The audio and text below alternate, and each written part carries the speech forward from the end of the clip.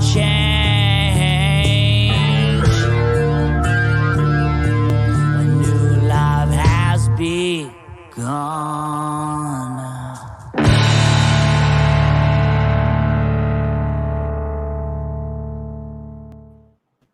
Skid about bam.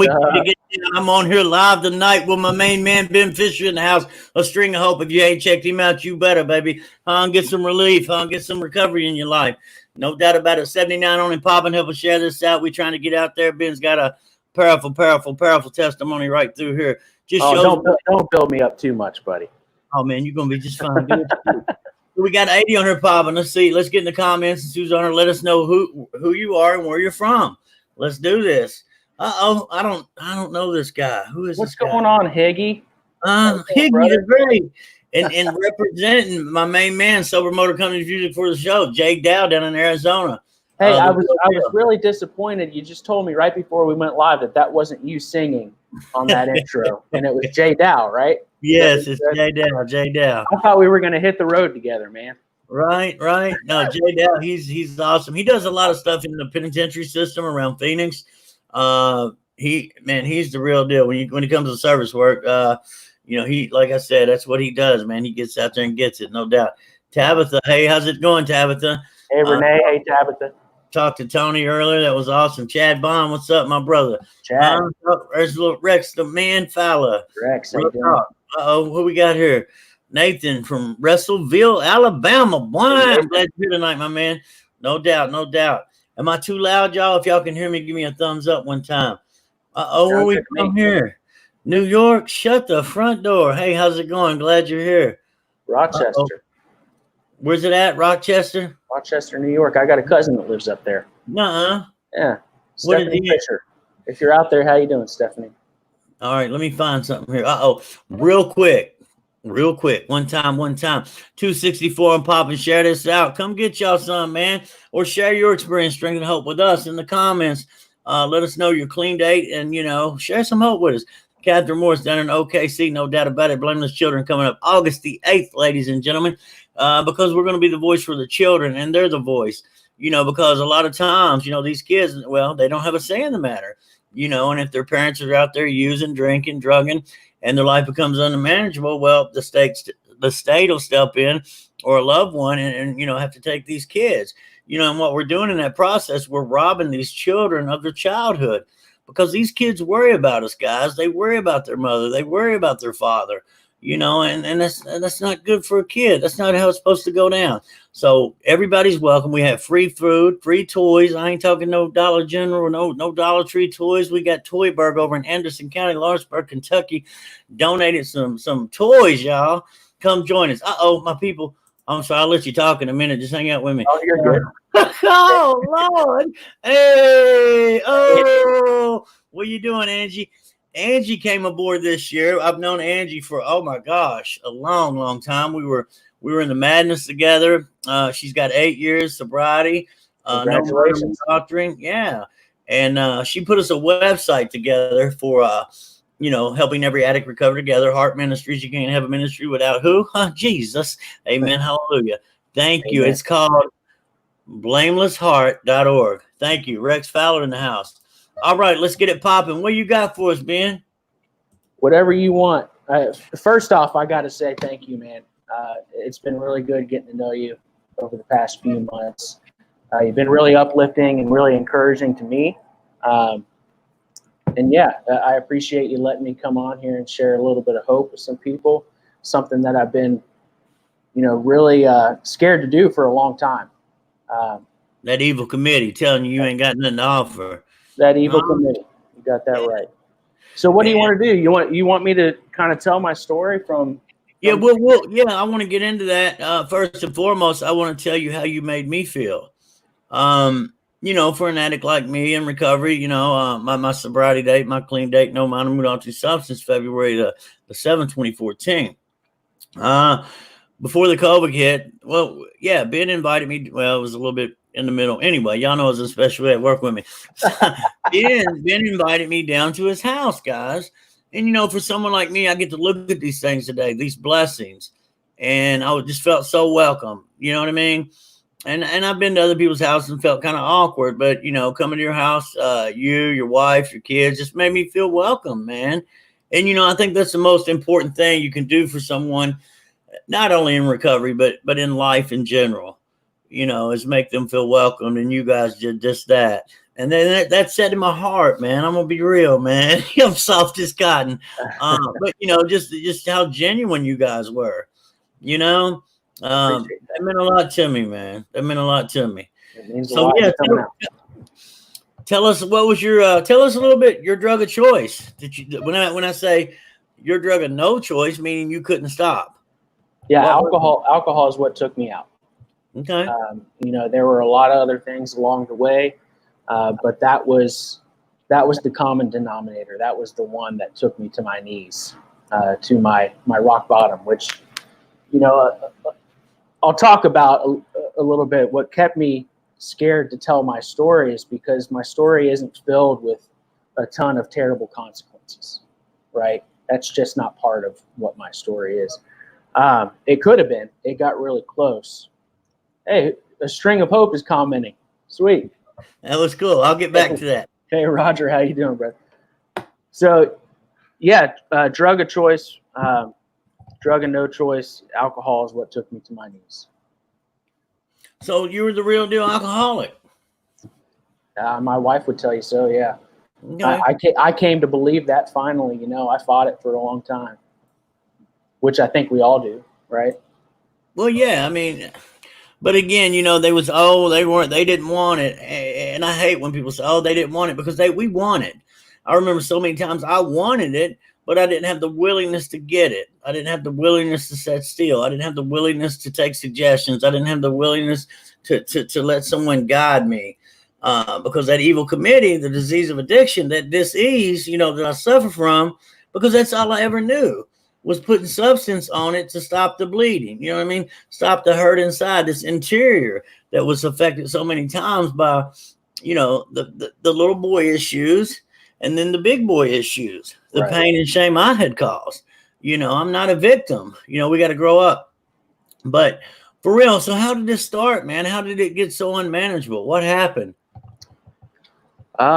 It seemingly came out of nowhere because the progression was so slow. And honestly, I feel like I should go all the way back. Well, alcohol is that slow death. Thank Right. you, David. Congratulations. We're glad you're here. My man. Yes, Hey, sir. David, congratulations, brother. That's awesome. Hey, Renee, love you, friend. Good to see you. Yeah, so let me go all the way back. Go when back, I was son. 7. So I always start my story, to give people kind of the idea of where a string of hope comes from. I got my first guitar when I was 7 years old. And from that point, the guitar has been a part of my life ever since. But from that point, I had this infatuation with the rock star lifestyle. And that's where, my story starts with, we know what the rock star lifestyle entails. What was your favorite band? What'd you listen to? Oh man, everything back then. But Jimi Hendrix was what got me into the guitar.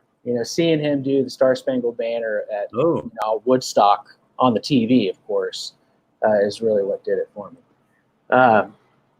So yeah, I was into that lifestyle, and throughout middle school and high school, I started playing in bands, and just like everybody else, I chased after what made me feel good. I was a dopamine addict first. Oh, And playing on stage in bands and getting that rush was my first addiction. So did that through high school, was raised in a good family. My parents are great. They're probably here tonight. They still support me. Nana Cat Fisher, if you're here tonight, I love you. Come on in here, Mama. Get in here. So they raised me in church. I grew up going to a non-denominational church. I started playing in the youth group, and very soon after that, I was playing in the big band on Sunday mornings. So that was my life. But while I was doing that, I was also playing the weekends and learning when I segued into high school, I was learning how to play at bars and drink at night and make that work. Didn't go to church Sunday. And then go to church on Sunday. And that, that's, we'll get into that. That's part of my story throughout, thick and thin. So Thank you, Brian. how you doing, Brian? Hey, Monica. Good to see Monica you. Swift up in this piece. All That's right. Good to J. see you, Down Brian. Higgy up in here, huh? Higgy's a star boy. You better recognize. We'll talk. So yeah, man. So that was what, dude. So you were in the youth, doing your thing, man, at church, and then how did you start getting the gigs at the bars? How'd that come about? So I played in bands. I started writing songs when I was 10, and I got pretty good at it. And we started playing music, and when you start writing songs and you start putting songs out there, people want to book you for shows. And I started playing with guys that were a little bit older than me, because I guess I was pretty good. You know what I mean? Okay. So playing with, the older guys, they wanted to start playing in bars, so I did. So I'm 16 years old, 17 years old, and playing in a bar on a weeknight until 2 a.m, and then going to school the next day. Meanwhile, getting drinks served to me. That was just part of the lifestyle. Now, how old were you when you were getting these drinks served to you? That probably started pretty regularly when I was 16. Okay. At the same time, I was working at a restaurant too, and getting served. Being able to drink while I worked. I was a dishwasher at a Skyline. I don't know if you know what Skyline Chili is, where you're from. Oh yeah. You guys are famous over in Cincinnati, right? Right. That's right. Yeah. But yeah. So, and again, real quick, because alcohol is the king. It's socially acceptable, and it's that slow death. Yeah. You know what I mean? Yeah. And I started young. And I started young, and like I said, it was everywhere, and it was normal for people to be handing me drinks, even at work. Being a dishwasher, the older crew would buy drinks, and it was acceptable for them to be giving a minor alcohol. And no, I totally get that from where, but then it's like, I want to fit in. It's a cool thing to do. But how many times were you over that porcelain throne praying to God, I'll never drink again if you just let me live? How many times did that happen? That started really young. But I learned how to handle my alcohol, and that's the reason why it progressed so bad. Is because I could handle it. For years, people didn't know that I was drunk. Right. Even my wife says that. She didn't realize that I was drunk for a long time, until the blackout started. And that's much later down the road. We'll get there. So yeah, through high school, that's what I did. I went to college out in Orlando, Florida. I went to a college for recording arts. I got a little home recording studio here that we can talk about if you want. But are you nervous? What's that? Are you? Oh, you froze up on me. Get back in here. So let me do. So seriously, T Bass is up in here. Ben, where do you live? What are you gonna do? Don't kill him, Bass. What's wrong with you? No. Did you suffer any physical issues during this process? And you were a young man, so we really don't at that time. We healthy as a horse right through here. You know what I mean? Right. And we're running and gunning, not looking at like she said, the physical issues that we're starting to cause our body, kidneys, and just the whole nine. So during this process, so you got these side gigs, so you're feeling good about yourself. Oh yeah. Yeah, and you're out hanging out with these older guys. You're really feeling good, ain't you? Like, look, I'm Ben Fisher, y'all. And I was able to hang with these older guys. You know what I mean? Yeah. So that's heavy. How you doing, Rachel? So yeah, Kathy Underwood Garrison in here. Go ahead. I'm sorry, Ben. So yeah, I moved out to Orlando, Florida. Went to school out there for recording arts, and I really learned. I kept drinking, but I learned how to smoke pot while I was out there. And I learned what? I was in. Uh-oh. They were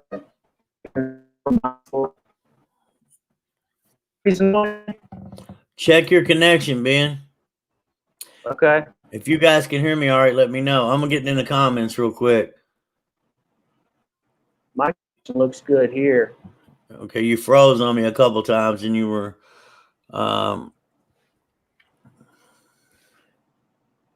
Hey, give me 1 minute. I'll go make sure that. okay. Hurry back. Give me 1 second. Brian, thanks for sharing this out. Hey guys, if you haven't shared this out, share it out for us if you don't mind. And if you do mind, just share it out and be like, I shared it out. I really appreciate each and every one of you for your support. No doubt about it. God is good all the time right through here. I got the man, the myth, the legend on here, Jay Dow. We talked about him earlier. Jay's helped me so much. Yeah, we're all clear here. Okay, we're good. We're good. Yeah, we're good. Shayna Hawkins up in here. Hey, how you doing, Shayna? What's going on, Shayna? Rex Fowler hanging in like a hair on a biscuit. Mr. Rex Fowler, ladies. Jimmy. There's Jimmy. What's up, my man? 100 grand, let your pain be champagne. Non-alcoholic. Why? Because we're recovering right through here. No doubt about it. Mickey Long up in there. How you doing? How you doing? What's going on, Mickey? Give it to us, Ben. So, all right, here you are. So you done went to Florida. Now it's starting to progress. It ain't just alcohol no more. And Genesis 1:12, I have given you all the seed-bearing plants and herbs to use. Use them wisely. When I was a young man, I used to wear the shirt with the marijuana leaf on it, and it had that verse on it. Thinking I was cute, thinking I was cool. But what happens when your weed man runs out of weed and he's trying to sell you some Percocets? You know what I mean? Right. I don't want to holler about the gateway. I don't know what the gateway, but I'm just saying you go to your weed man. You hear me? Right. And again, he's out of weed, but I got these little blue speckle things here. And then you're off and running. You know what I mean? Right. So now you in Florida. So I'm in Florida, and things are, up until this point, things are pretty normal. And my college days are pretty normal too. A lot of pot. Maybe that isn't normal. It seemed normal for me. It seemed like that's what you do. And I was surrounded by it. It was all musicians. It was all arts people. So it just came with the territory, it felt like. So I made my way through that. And I'll segue through that real quick into when I moved back home. I moved back to Cincinnati. I end up getting a job at a factory while I'm also working for a church part-time. And I have this girlfriend that's long distance down in Nashville. Every day I walk into this factory and I'm hungover from drinking the night before. I'm 21 at the time, just to give you reference. Every day I walk in there hungover, and this old man walks over to me, and he lays down some pills, and he says, "Take those; they'll make you feel better." And I say, "Nah, I'm good. I'm good." And I turn him down, and for months I turn this guy down, and it's like every day. Well, that girl breaks up with me, so I walk in, and I'm hurting a little bit worse than I normally do. Yeah. And the guy lays the pills down, and he says, "Why don't you take those?" And I take him up on it that day. And that started my addiction to pain medication, prescription pain medication. And I was addicted to pain meds for 7 years. And in the middle of that, like I said, I was working for a church. At that time, I was the lighting designer for the church. I was running the soundboards, and I was doing all the light design. In there hiring groceries, wasn't you? Yeah. Yeah. And a lot of times I didn't have them, so I was moping around. Oh, you were mad. Yeah, I was a mess. What was the two parts of the disease? Tell us. The mental obsession, the physical allergy. There you was. Yeah. At church, acting a donkey. I just don't feel good. And at church they want to talk about it. Ooh, that's a tough one. What did you talk about it? We're here to listen. And you're like, no, I'd rather not. No, it's best to talk about it. Get some freedom. Yeah. Go ahead, baby. I'm sorry. So I end up leaving that church, and I get a job as a worship leader at a United Methodist church in Morrow, Ohio. I'm 22 years old at this time. And so I start the life of being in ministry and being a leader in ministry. Meanwhile, I would leave after Sunday morning, after leading the congregation in worship, and go get whatever pills I needed to stay well that day. Also, still playing in bands, still playing at night, still drinking way too much. The alcoholism is still progressing, and I have this addiction to pills. So, we'll fast forward through all that part of it and kind of go towards the end. Olivia and I'm married, my wife Olivia. We got engaged in 2012, and I told myself I'm going to get off of these pills before we get married. And at this point, near the end, I was actually buying Suboxone off the streets. And I ended up going to a clinic and started a prescription of Suboxone. And so I weaned myself off of the Suboxone, and I stayed true to what I said I was going to do. I got off of the pills, got off of the Suboxone before we got married. I don't know how I did it. Remembering back, it was terrible, because nobody knew. She didn't know I was going through this. We were together. Hold up. Whoa, your wife didn't even know. No. Oh, you a beast. She didn't know. Manipulator. Yeah, she didn't know until a couple years into our marriage that was something I went through for the entire time we were dating. So yeah, I hid it. I hid this stuff very well for a long time. Real quick, I got my man Ambrose Jones, and I love you, boy. I'm proud of you, son. Tell Ambrose, y'all shoot some hearts up for my man Ambrose. What's going on, He's the brother? real deal. Hey, man, that dude, he's the real deal. I'm so proud of you, man. Thank you for being on tonight. Love you, boy. Real talk. I'm sorry, I cut you out. We seen Shane and her earlier. So, all right. So you hid it from the wife, right? For a while. When did it come to head? When did it come? Come on. When did it come out? So I'm still working at a church. We get married. I quit the pills. I'm bouncing all around here. Hope You're I'm making fine. Hey, bro, check this out. You are fine, man. Cool. So we get married. My alcohol, when I quit the Suboxone, the way that I got through it was I stayed drunk, and my alcoholism really took over when I quit the pills. And it was just like replacing one thing with another. Even though the alcohol was always there, it got worse exponentially. So I started drinking more. We're married. Olivia starts finding bottles around the house, and she realizes, okay, maybe there's a problem here. I start blacking out when I drink, which was something that I never dealt with before.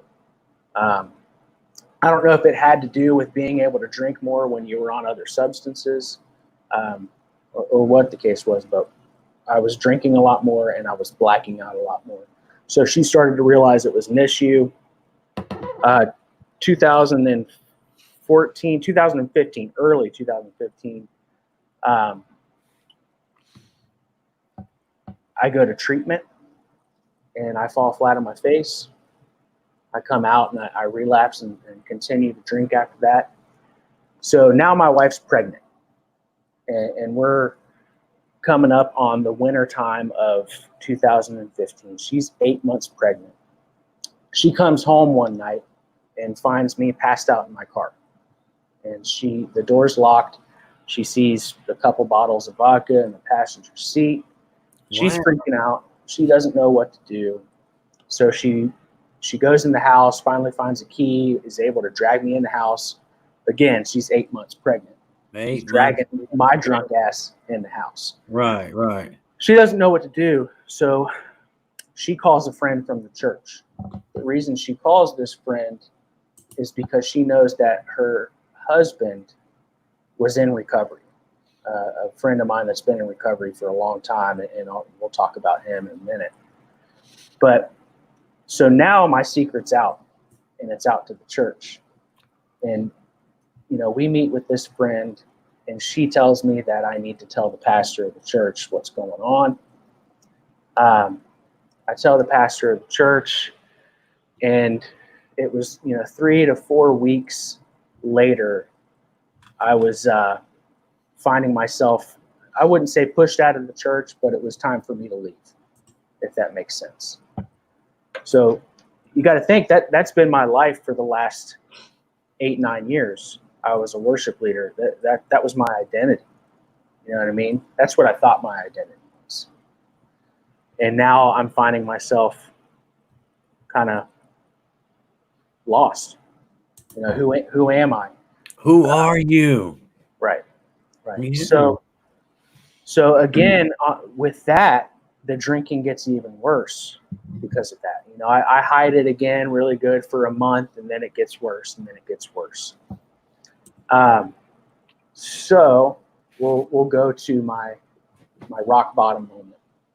Give us that rock bottom, son, because this is what you shared this with me, that rock bottom, and I was just like, you know, I got it. I'm like, oh my goodness. Yeah. But it's your story, man. Tell them, because this is really heavy, man. It's heavy, and I talked earlier about not having terrible consequences, but you know, this part of my story, it was enough to scare me. It was enough to scare me straight. Thank God, you know, because it could have been a lot worse. But so day before Easter 2016, my wife, you know, our daughter's born at this point, my daughter Faye. And if you guys follow my page at all, you see videos of her all over the place. So She's a lot. She anyway, Ben sends me a text with with Faye's little emoji on there, and she's talking crazy to me. She'll tell you what's up, man. Yeah, she told me, you better give Daddy them pictures over here is what you do. I'm like, what? Hold on. Colleen Cooper, how you doing, my friend? She's talking about my hat. This is Underdog Coffee right here. I got to give a shout out to my friend Jeffrey and Caitlin Hoagland. Underground coffee. Where you get that at? Underdog Coffee. Underdog. Ooh, I like an underdog now. Ooh, best coffee in the United States right here. In the United States of America. I said it. And I meant it. Oh, I got to give a shout out real quick. My man, 100 Grand Jordan Winchester down there. Woo, Hazard, Kentucky, ladies and gentlemen. We got to get him on here. He had some technical difficulty when we try to get Jordan in there. And Jordan's the real deal down there at Hickory Hills, baby. DOC certified right through here. I love you, boy. And I really appreciate you hitting me up every morning, giving me that encouragement. How you doing, Jordan? I'm not glitching out anymore, am I? A couple times, but I don't know. When you got that good studio, what's wrong with the Wi-Fi down there in Cincinnati?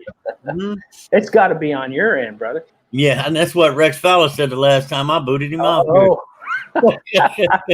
No, but you know, and it's so powerful. And you're killing it. You know, here you were successful at an early age. A good home. Your dad's awesome. I've seen some of the work. You know, the table he gave you and your wife for your wedding. Yep. Beautiful work of art, man. You know, just you've been very successful. Your mom, and I haven't got to meet her personally, or your dad, but just that you get that vibe. You know, that boom, these are good people. You know, they show kindness. You know, and that's a hard quality to find in today's world in people. Yeah. The same thing that you show. So I see, you know, the upbringing was awesome. You know what I mean? Again, like I said, that's what stood out to me the most, how you guys welcomed me into your home. And that means everything to me. But so here we are. So good dude, pretty good, you know, decent grades. You started catching gigs. You're a musician. So now here you are at the churches up there. Boom. Got them praising and worshiping on Sundays, Wednesdays and Sundays. You hear me? And you're doing it. And you're noticed. You're already noticed. Right? Yeah. People's already looking at you, watching you as a leader. Yeah. You know what I mean? And how this progressed. So go ahead. Get to the nitty gritty, baby. Tell them. So day before Easter 2016, we're supposed to go out with my wife's parents that night. We're supposed to go to somewhere down in Cincinnati, the Butterfly Garden or something. And my wife goes to work that day, so I'm in charge of watching my daughter Faye. She's right around a year old at this time. And so I decide that I'm going to take the edge off with a drink before my wife gets home, before we have to go hang out with her parents. Next thing I know, I'm waking up at my parents' house. So I completely blacked out. I have no idea why I'm there or what happened. I do know, I wake up and I see my parents looking at me from the couch, kind of with that disappointed look, like what the heck and what just happened. And they kind of fill me in a little bit of what they know. So back to that blackout, and you were noticing that a while back. Okay. Yeah.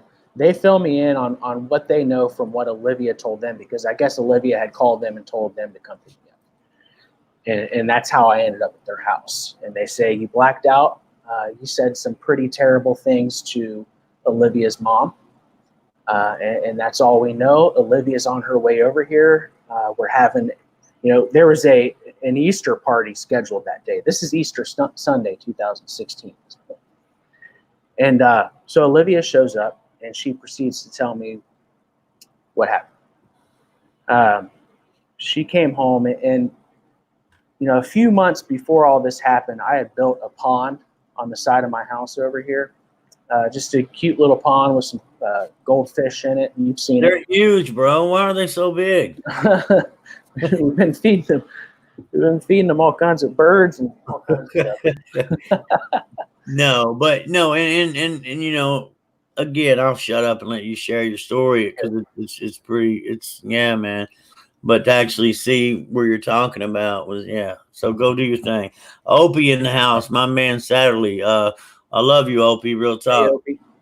Give a shout out to Opie real quick, man. The support he gives me here in the state of Kentucky is just amazing, man. He's got my back no matter what. He's that guy. Him, Teddy Milton, and Jeremy Cornish, my three amigos, baby. They held me up. Opie played a big part in the toy drive this year for the Blameless Children. Him, Teddy, and of course Rex and myself and Lieutenant Cornish. Just amazing guys, man. Thank you, Opie. I love you, brother. Hey, Opie. Yeah, so Olivia, walked into my parents' house, and she began to tell me what she came home to the day before, Mr. Sunday. And, I built that pond. My wife came home and found me blackout drunk with my 1-year-old daughter in that pond with me. And when she told me this, I had no recollection of it. So that was the first I'm hearing of it, and it hit me,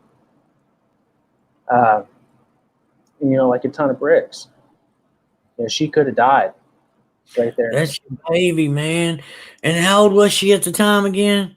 She was just less than a year old. Oh my Actually, goodness. just over a year old. Sorry. Was she walking at the time? Barely. She could crawl up on something. And, my excuse, I guess, that I gave her was she was helping me clean the pond. Oh my God.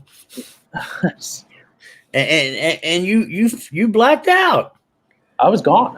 I had blackouts before, but I had never been blacked out to where I lost it, that long of a period of time. That was a huge chunk of time. And you guys listening, dude, he's getting honest. He's getting completely naked with us right now and telling us because that little girl of yours is so precious. And I see you interact with her all the time, and it's just beautiful. You know what I mean? Yeah. And that's that blessing, that gift from God, that beautiful gift from God. And for you to black out during that period, it just shows, how powerful this disease of alcoholism, drug addiction is. Yeah, and I know for sure if something would have happened to her, then I wouldn't be here. And I've said this to you before. I wouldn't exist after that. You know what I mean? I love you, brother. I love you too, man. I appreciate that. I do, man. I love you, boy. You're a good dude. I'm soft.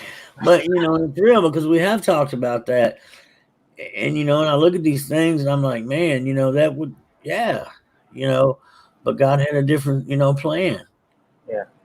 So somehow my wife, was able to get me into the car, and we ended up still driving downtown to meet her parents after all of that.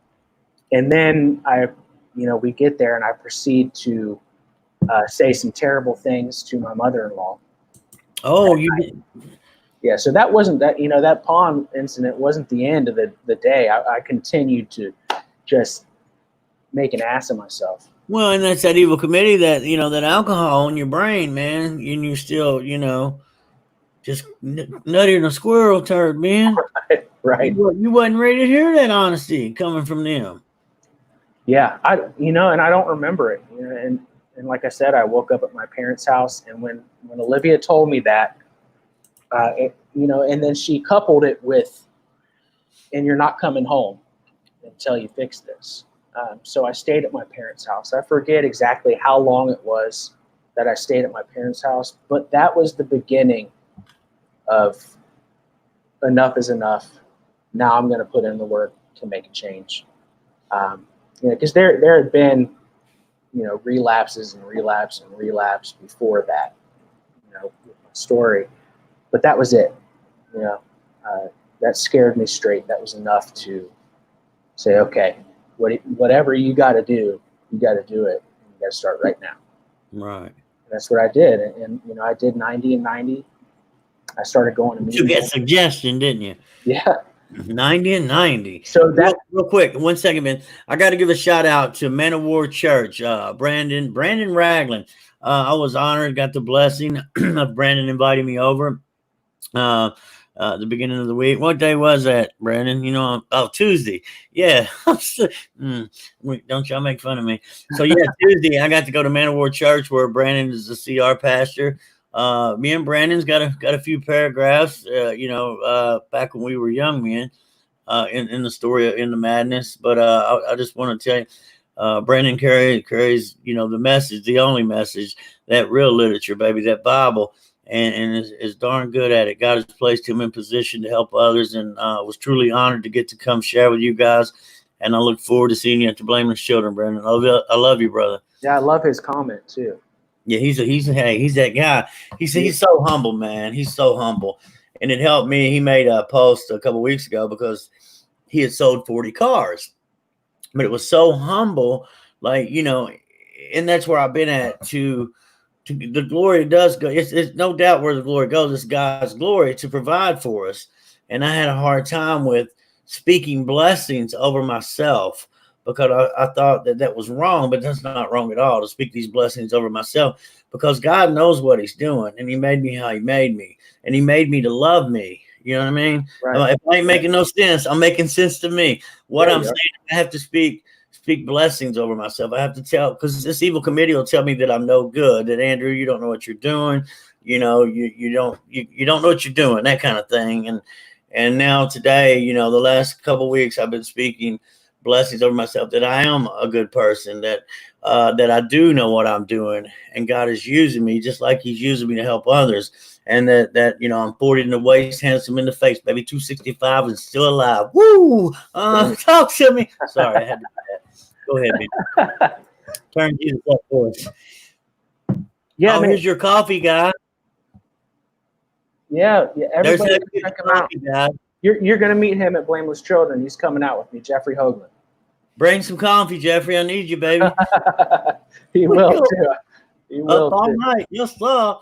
I don't know if he's watching tonight, but I'll make sure I share this with him. Hey, if you guys would follow Nicole Beck's lead and hashtag in the comments for me, do this for us one time. Turn Jesus up, no doubt about it.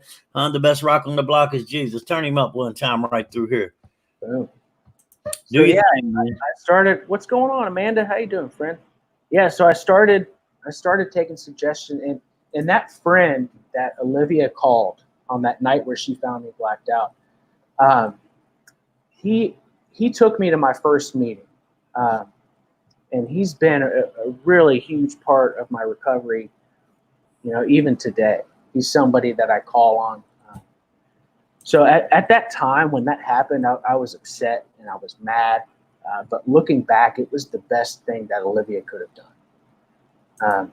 And looking back through everything that happened in our relationship, Olivia has been just a huge blessing to me because she could have kicked me to the curb, 100 times. She stuck by my side, but she also showed me that tough love that I needed. She said, "You're not coming home until I see a change." Yeah, action. You know what I mean? And she stuck to it. There were times where I called her and I said, I'm ready to come home. And she's like, I'm not ready to have you home yet. So I had to work through it. And I started the meetings, and I did it. And things got easier and easier, and things continue to get easier and easier. And, I guess with that, we can kind of segue into how I got into guitar building, because that's where A String of Hope comes from. But a year into my sobriety, things are starting to look a little bit better, a lot of bit better, actually.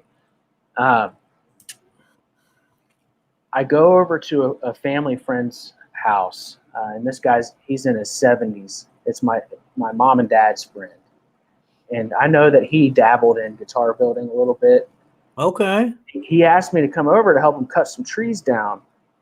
So I go over there and help him cut some trees down. Then he pulls me into his wood shop, and he's like, "Hey, I want to teach you how to build guitars." And I don't know if he knew what I was going through or not. Wow. But I don't think he did, but it just seemed like he had a hunch, you know what I mean, that something was going on. Ooh, God put that man there for you. Oh, absolutely. Come on. So he gave that offer, and I said, okay, I got all this new time on my hands. We find out how much time we actually have when we stop chasing drugs and alcohol, you know what I mean? So I take him up on it, and I start going over there, and I start learning how to build these guitars. And it was like my life kind of came full circle. If you've been here since the beginning of my story, I talked about getting my first guitar at 7. I've been a musician, and then losing my job as the worship leader, I felt like I lost my purpose. And then going over to this guy's house, and he's showing me how to build these guitars, it felt like I got hit with a big ball of purpose. You know what I mean? Like this is what you need to be doing, at least for now. So this dude, he's showing me, he's manipulating the wood and doing different things. And he's telling stories about his life and how he got through certain things as he's doing this. And this light bulb went off in my mind. Like, man, I could do this documentary series, building these guitars, sharing, my story of recovery through guitar building. So I had this idea to start this documentary series called A String of Hope. And at first it was going to be my story. And then I started interviewing people and realized this is way bigger than me. So then it became a series. We got 20 episodes out now. Go check it out if you can. It's pretty sweet. A lot of cool stories. Andrew, we're going to get yours. And Tim Ron's in the comments. Tim has been, that's my guy, being and I don't know, most people that know me know that Tim, when I lost my daughter, Tim had lost his son. And Tim was there for me like nobody else, man. And Tim, he's soft as cotton. He'll try to put on that tough guy face. He holds you accountable. He's the real deal. And keep Tim in your prayers, guys.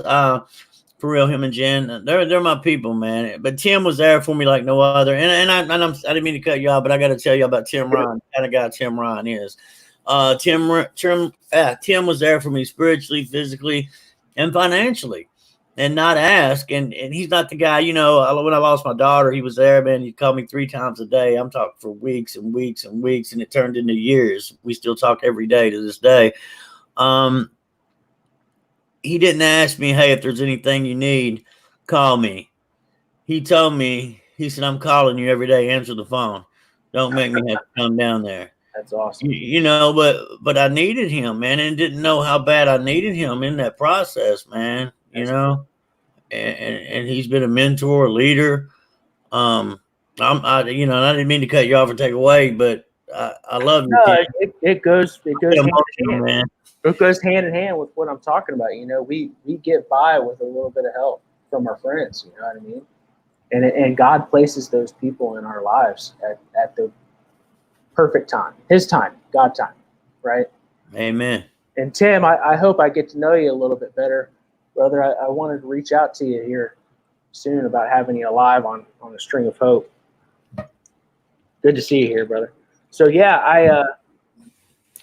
I started A String of Hope, and it was through that, through that experience. So you were that good with it, because guitars ain't no joke. We talked last night, and you just finished one up.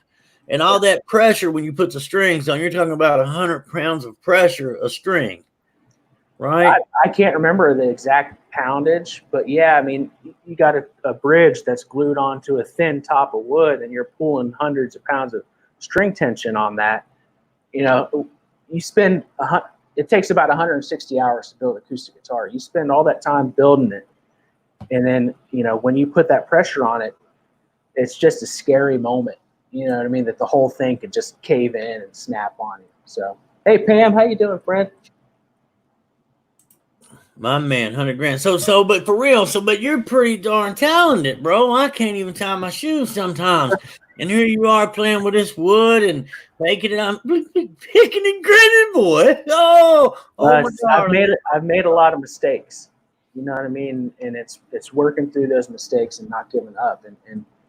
And that was one of those things that my friend Carl is the guy that got me started building these guitars. And that was one of the things that he said is, when you feel like you're hitting a wall or things are getting too hard, just keep going. And it seems like such a simple thing, but it's been so incredibly true through this process of learning how to build guitars. It's just keep going. Just keep going. Because there's many times where I get to a point where it's like, man, I need to just start over. This is scrap. You know what I mean? And then find that to not be true because I just keep going. And that's true for many things in life too. You know what I mean? Don't give up just because things get a little bit tough. Keep moving forward. Keep moving forward. Amen. Right? Yes, sir. So, and real quick, because I mean, you're so talented. I came down to visit you. Like I said, you made me feel so welcome. You, your wife, and your family. Phoenix kept following me around, making me clap. He told me I had to clap the whole time I was in the house. And I was like, why? He said, that way you don't pick up nothing. I'm like, come on, Phoenix. Come on, Phoenix, man. And Phoenix is my muscle, man. Yeah, man. He's intimidating. How old is Phoenix? 3 now? Yeah. 3, no, yeah. No, he's 2. 2? Okay, 2. So he wasn't messing around. But, just how talented you are. You just been a blessing, man. Anybody that comes in contact, people leave you today where they didn't when you were drinking and doping. They leave you better today, better off than they were when they met you. And that's pretty amazing. That's definitely a God thing. So real talk, if you guys would, hey, I know you're in here. We got 153 on here popping, hanging out with us, staying click, because you want to hear the end of this, baby. We talking about the blessings of God, walking, talking miracles right through here. If you would, hashtag get off me devil. Each and every one of you, 156 popping. Hashtag, come on, work with me, y'all. It don't take but a second. Hashtag get off me devil. Get off me devil. That evil committee in between years, get off me devil. Thank you very much. All right, sorry. Go ahead. Oh, so where were we at here? Okay, I'm gonna jump back a little bit. So the fellow, he knew your mom, and he could build these guitars. He you know what I mean? What was his name again? Carl, and you just went over, and you're fresh in this, right? You've been doing 90 and 90 at this time, correct? Yep. But still, you're trying to find your way, looking for your purpose. Because everything's new now. Because there's no more drinking, there's no more doping, total abstinence, no more methadone clinics, this and that. And I'm not knocking any of that. If anybody's listening that's in a MAP program, you are welcome right here. And I mean, welcome. We need you. So what I'm saying, total abstinence this time, brand new. So you're taking suggestions. You just go over and see old Carl, and he's in his little shop, right? Yeah. I have to add to that. My dad has been a woodworker his entire life. Like you mentioned the table that he built. So it just so happens because Carl, this guy lives an hour away. So I'm driving an hour away once a week to go kind of get these lessons from this guy. But meanwhile, my dad has a shop at his house that I can go and tinker around with this stuff. So I had these tools kind of at my fingertips to be able to do this. It wasn't like I just built guitars and then I went out and bought a bunch of tools. Like this stuff was kind of just right in front of me, and it just made sense. Yeah, it does. It does. Real quick, Collins got up in the comments. This is the String of Hope page. Go like and follow Ben's page, man. Just an amazing guy. Great videos. Very inspirational. You have the kids on there. The missus, you can hear some good, wholesome music to have you praising, hallelujah, and just loving life, baby. That's what it's about. Go check it out. If you haven't checked out Ben's page, go check it out. Hit that like button, that follow button. Huh? I appreciate Get yourself that. a break. Get some joy in your life. I appreciate that. And that's what we're trying to do, spread some hope, spread some joy. I mean, we put up some videos, like Andrew said, of the family and us just being silly, trying to get a laugh out of people. You know, life's, especially right now, man, it's weird out there right now. Hey, look here, man. Whatever's going on in the world, y'all, look here. Y'all ain't going to play with my peace. Hear me? I'm not biting. I'm going to keep getting in God. Hear me? Because if I'm in Christ, Christ is in me. That's where I'm staying in position. Now, I will melt down a little bit. I even called Ben and hey, look, man, I'm melting down over here. I'm a hot mess. Hear me? Hold me. Will you hold me? I'm a mess. Nothing weird. I appreciate you feel comfortable doing Oh, I do, man. anytime. Well, and again, you know, people get that, you know, they get that sense in that spirit, what spirit you're carrying around, and you're carrying around a positive, genuine spirit. And that's my opinion. That's how I feel. That's that gut feeling, that God feeling, that centeredness that I got from you and your wife and the kids. Just good people, man. Just good people. Start crying for me. Just good people. I love you, boy. Well, you put up with me too, and that takes a lot sometimes. So you went to Carl. Yeah, so you know, and that's what stemmed the whole, you know, starting this String of Hope page and doing all this started there. You know, it's stemmed obviously from, you know, when I had the idea to do the documentary series, I kept pushing it down and saying I don't have the gear to do that. You know, I didn't have a camera at the time. I didn't have, you know, anything to do that really. I had an iPhone. That's what I had. But the idea kept poking at me, like, you got to do this video. You got to do this series. And that idea kept poking at me with the thought of, if it could help one person, then you have to do it. And you gave me a really good reminder of that the other day, because we can get lost in, you know, our page is building up and having people watch our videos. Are we getting any views on this stuff? And again, like I said, you gave me a good reminder of that. Like, hey, it's not about the views, man. If you help that one person, and I think we are. You know, I know you are for a fact, and I see and I hear people, you know, experiencing the content from the page or getting something from a story, and that's what it's all about, right? Amen. But no, and you're right, because then we're human, but, you know, to get caught up in some stuff and realize where the glory goes, this is all God. You know, if I'm looking for validation, I'm not doing it for the right reason, and God's not going to honor that. So I got to stay in God 24/7, and I don't. You know, I'm human. John 1:1 says I'm a saint. Do I want that label? Yes. I don't want the label of man telling me that I'm always going to be a junkie. I'm always going to be a dope fiend. I'm always going to be a deadbeat dad. That's not who I am today. See, I can change facts through the truth. The truth is in the word, but I got to walk in Christ. You know what I mean? I can't sit over here and sweat because there's only 8 people on here, 151 people. If I'm doing it for the valid, I'm doing it because y'all are here and y'all believe in me and I believe in you. We are one. No one's above any of us. No one's below any of us. The only one above us is our Lord and Savior. And that's why we're put here, to be disciples, to spread his word. But again, I'm babbling on, but I'm being real. Cliff, I got to give a shout out real quick. Jason Dearborn, my cousin, my man Cliff Bass. This is a dude who was locked up, bro. He was locked up. His mother, she's been in here. T. Bass has been in here. You know, kept calling me. I didn't know her from Eve. You hear me? And she kept calling me, hey, my son's locked up. Someone said you could help. And this and that. And I said, what can I do? Where's he at? Well, he's got 2 felony charges. He knows I done told his story, and he's going to tell it too. Well, he's got a felony for trafficking over here in Shelbyville, and he's got the same charge over here in the capital city, Frankfurt. I'm like, oh, Lord. So he's going to penitentiary. You know what I mean? But here's how good God is, just a walking, talking miracle right here, because I got the bed letter. I reach out. Me and my buddy Seth Sweeney, my man, you know, we start putting in the footwork, right? So we get to some treatment centers. We built relationships in good, genuine places that are real, and we get a bed letter. So we show up in court. And we track his lawyer down. His lawyer's looking at me, tattooed up, like, who are you? Who are you? You hear me? Are you Cliff's lawyers? All I want to know. Yeah, and I hand him the bed lid. Look here, man, Cliff's on this. They want to give him a shot.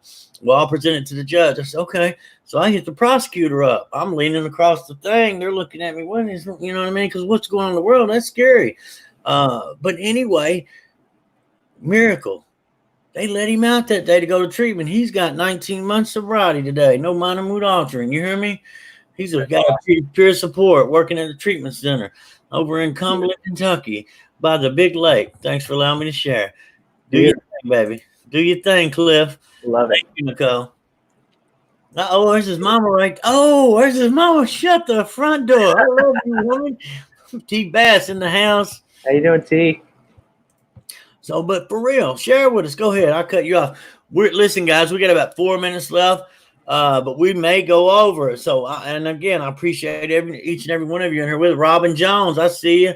Ambrose is in here. He was in here earlier. I'm proud of him. That's Robin's son, Ambrose, and that's what we forget. Like you with doing that, your poor wife, man, 8 months pregnant, have to carry your big butt in there. Yeah. I mean, we don't, and we feel bad about these things that we've done to our family. We feel bad, but we don't dig deep enough to see that pain that we caused them, man. Yeah. Could you imagine I couldn't imagine. I'm not a female, but 8 months pregnant and seeing this going, oh my gosh, what am I going to do? Feeling all alone. You know what I mean? And she's, she's never drank or dealt with any of that stuff. We talked about this the other day because, she still has reservations about me sharing this stuff publicly, because it's still really hurtful for her. Yeah. And I think the one reason why she is willing to let me do it is because she knows how healing it can be for us to get vulnerable and to speak truth into that. And it's not only healing for us, but it's important for other people to hear that too, that might be struggling and might be going through it. And I said something at the beginning about me being embarrassed about telling my story because I didn't have terrible consequences or my bottom wasn't that hard. You know what I mean? So I was embarrassed about that. Oh, because you didn't have no street credit. Was that Jeffrey Hope? Yeah, my street cred. Was that Jeffrey Hope? NWA or Tupac or something. Come on, man. Come on, man. Was that Jeffrey Hopeman that just popped up in the comments? Pull him back up here. Oh, you want Jeffrey on here? Get off. You're gonna meet this dude at Blameless Children. This is a good guy right here. I already like the guy. Get off me, Ben. Tell him, Jeffrey. He's a good dude. I'm really looking forward to the 8th. I'm looking forward to bringing the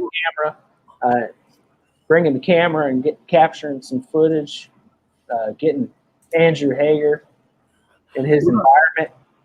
We're going to know, and dude, we're going to have fun. I was talking to my pastor, Randy Nation, at Journey Church about you the other day. It just came up, because we were talking about, and everybody's got their own, their story is their story. Your power is you are you. My power is I am me, allowing God to work through us.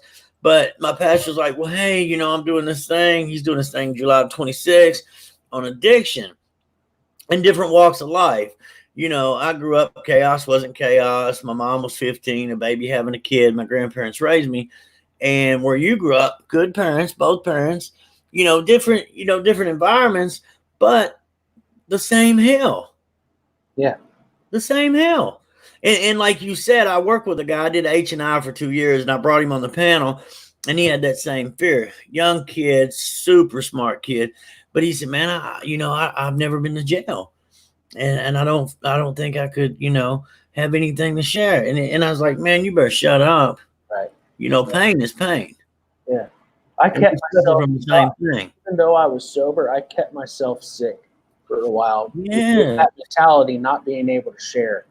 Because we have to get it off of our chest and we have to get that out there. And not only for us, but for the other person that might still be sick and suffering. Oh, look, real quick, you're going to be in for a treat. Samantha Lee Riddle on here. What's up? Son, you talking about some pipes. She's going to light it up. She's She gonna gonna be there singing? Hey man, woo! She's gonna look here. You talking about? She's gonna light it up. She's gonna be Is back. she from down there? She's from Irving, Kentucky, baby. Well, bring her up here to the studio next time you come up. I would love, dude. I'm serious. She's got so much potential, man. So much talent. I'm really excited about her playing this year at the Blameless Shooter. I've been wanting her to play for the past 2 years, and she just now committed this year because what we're talking about right now, fear. Right. Fear. Yep. 1,000 forms of fear holding us back. You hear me? That's right. Get off me, devil. Don't let that evil committee gotta go. Because God made me like he made me. You hear me? Right. I can't let what you think about me affect me. Talk to me. That's right. Do your thing, Ben. I'm holding up. I'm sorry. I'm a mess. I got me jacked up. Whoop, whoop, whoop. No, you just shared a graphic from my page the other day. Yeah, which one was it? I've shared a few of your stuff. I like your stuff. I appreciate that, man. It was the one about how you can't grow if you're stuck in the cage of what other people think. And I just believe that's incredibly true in my own life. Because I was a worship leader for 8 years. Meanwhile, leaving and going by and prescription medication off the streets, and I'm an alcoholic, and all of that comes to light, and all of that comes to surface. And I'm still dealing with what people think of me. You know what I mean? What's been amazing through this is how many people are so incredibly supportive of it. Now that I'm out and I'm talking about it openly, there's a lot of supporters. Yeah, I haven't heard from a single hater. I'm sure they're out there. You know what I mean? They out there. Devil works through people too, man. It's none of my business. No, definitely. Yeah, it is what it is. So, yeah, dude. Life's good. Life's good today. I got to give a shit. This is my guy, man. Jeff Stokely. I love you, brother. It's always good to hear from you, man. August the 8th, come join us, 320 Hope Lane. Love to see you there. Bring the kids. You hear me? I love you, boy. Jeff Stokely, ladies and gentlemen. 320 Hope Lane. What a street. What about that? God already had it in position. You hear me? God already had the street name, the address, the check. Come on. Woo, work with me now. Yes, sir. Love it. Love it. Yeah, man, I really appreciate you having me on here. This is no, thank you, bro. Thank you. My man Tony Barrett down there in Montgomery County. Go check him out, man. Recovery Montgomery County. He's got a page. It's an open page. Really doing big things, in his county, man. He had an event last year. Heck of a great turnout. Just a guy that went through a 12-step program in the county jail. Can definitely relate to that. A SAP program down there, down in Big Mount Sterling. Love you, Tony. Hey, Tony. Tony got me going into Ross Rehab is it Thursday? I think next Thursday. You want to speak?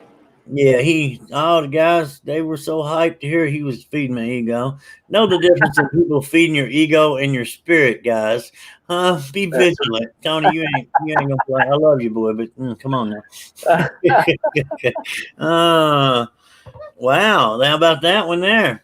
Thanks, brother. I appreciate you. Yeah. Look at him in his picture. He's holding his newborn baby girl like a football. That man. Stiff-arming his wife. Can you believe that?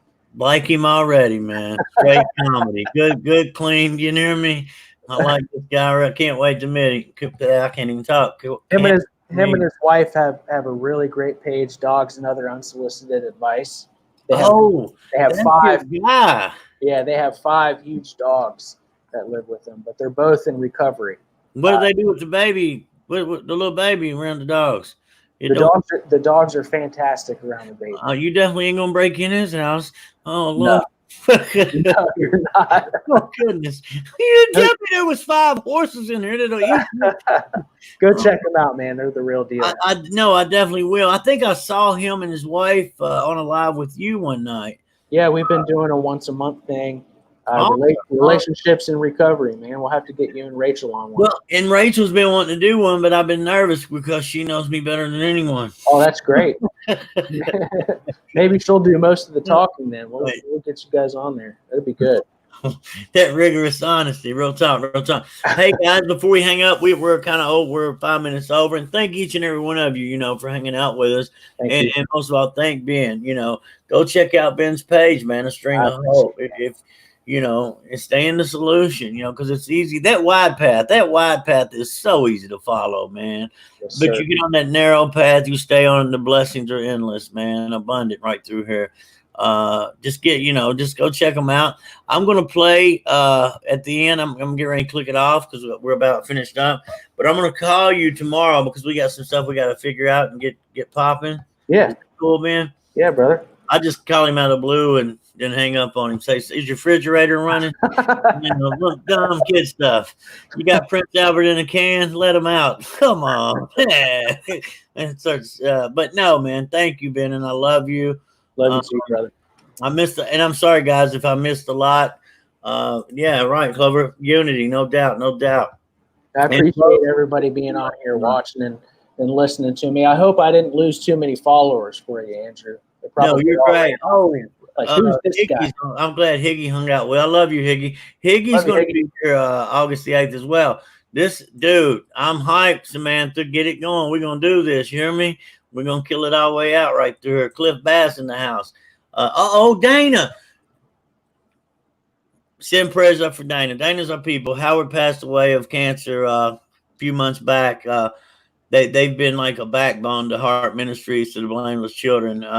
They never miss a beat, and they didn't look for anything other than to do God's work. Truly, servants' hearts. They've been there from day one. I love you guys, man. Rest in peace, Howard and Dana. We're having a meeting Saturday at 2:00. I think Margaret's going to reach out to you so we can get in there and get this started. But I love you, lady. Real talk. All right, let's play it. You ready to play it? Oh, sure. You got anything else to say? No, let's do it. You tell me when. You didn't let me talk this whole live, man. What? Rachel's gonna get on me when I go in there. Man, when you invite somebody on, you gotta let them talk. No, I'm glad, man. I'm a quiet person. You know that. No, honestly, man, for real, it was real, man. Just very inspirational and help somebody, like you said, And then I'm glad your wife's finally, getting it, because by you sharing, man, what you went through gives someone else the power to start to heal and share their story and get honest. I love you. Oh, Maya Jones, San Francisco. I love you, Maya. What's going on, Miss Jones? I ain't seen you for a while. I'm glad you're here tonight. All right, check it out. So we're going to play. This is your intro to your page when you go live. Yeah, it's just a 1-minute video. For the All right, pop it out. Yep. Action.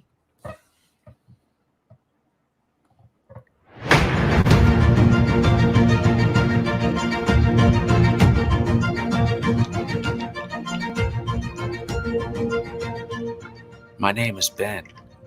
I'm a person in long-term recovery from addiction. I've learned to build guitars in my recovery. I've learned a lot about myself as well. I set out on a journey to meet with people across the country who have also escaped the grips of addiction. I've met some amazing people.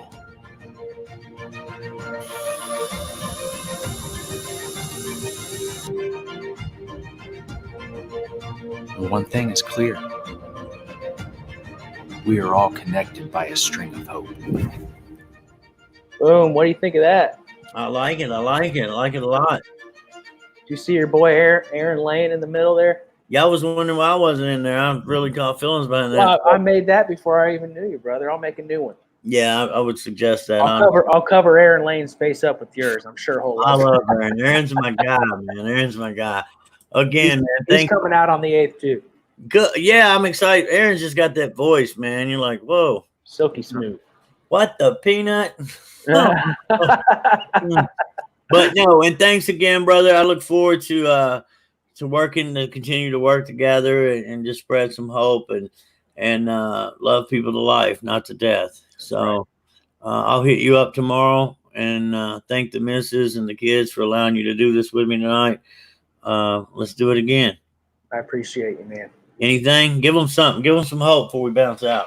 I love you guys. Just remember, you are 100% capable of making change in your life. 100% capable. So get out there and do it. Get Love out you. there and do it. All right, love you guys. We're out like lightning, so exciting. You hear me? Real talk, real talk. I'm gonna get it all the way together right here. Get it out the way. Thank you guys. Love Good night. y'all. Good night. Always searching for something.